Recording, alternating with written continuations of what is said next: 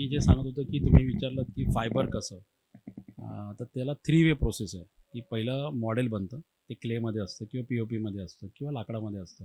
त्याला आपण पॅटर्न म्हणतो आणि पॅटर्न नंतर त्याचं डाय किंवा मोल्ड होतं आणि ती डाय आणि मोल्ड जी असते ती फायबरचं असतं आणि त्याच्यानंतर फायनल जे प्रॉडक्ट आहे ते मग तुम्हाला पाहिजे तर व्हरायटी म्हणजे मटेरियलप्रमाणे तुम्ही करू शकता.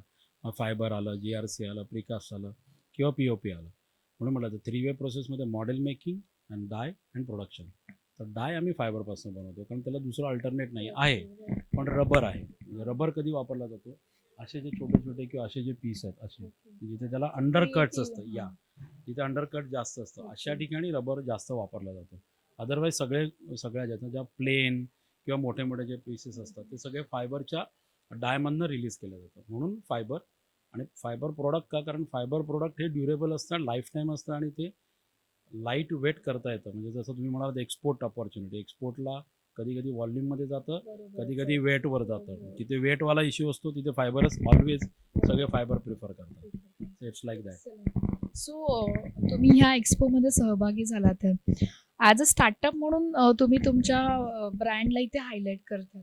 तर ह्या एक्सपोबद्दल तुम्ही काय सांगाल? ह्या एक्सपोबद्दल मी असं सांगेन की एवढी गोल्डन अपॉर्च्युनिटी आम्हाला तुम्ही दिली आहे त्याबद्दल पहिलं तर तुमचं थँक्स. कारण जनरली असा प्लॅटफॉर्म बेसिकली महाराष्ट्रीयन माणसांना मिळत नाही आणि मराठी माणसांना अशा या वर्ल्ड ट्रेडमध्ये साऊथ मुंबईमध्ये असा स्टॉल मिळणं आणि इथे जो फुटफॉल, काल पण मी जो फुटफॉल बघितला, आजही माझा मुलगा म्हणाला फुटफॉल चांगला होता आणि उद्याचा तर शेड्यूल आहेच.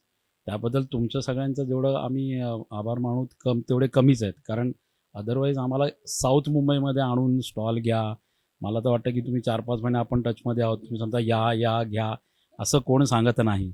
अदरवाईज इकडे येणं आणि इथे स्टॉल घेणं इट्स डिफरंट एक्सपिरियन्स आणि for that we really thankful to you.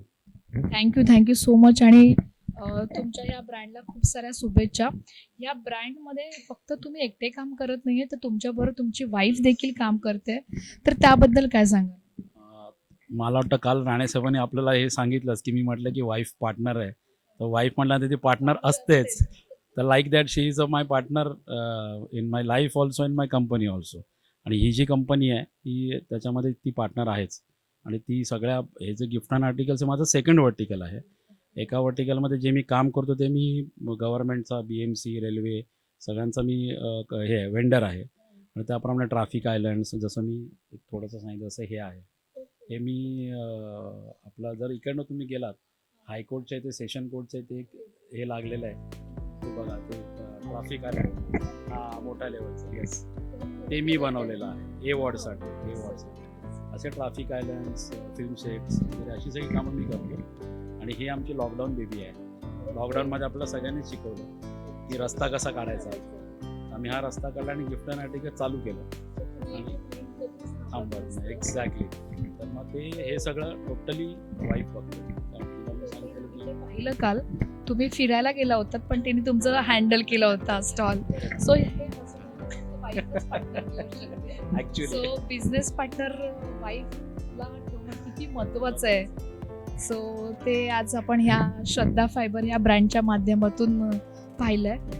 मला असं वाटतं की बऱ्याच गोष्टी इथे डिस्प्ले होत आहेत आणि आत्तापर्यंत श्रद्धा फायबरच्या माध्यमातून कोणते डिझाईन्स कंप्लीट केलेले आहेत तर इकडे दिसून येत आहे.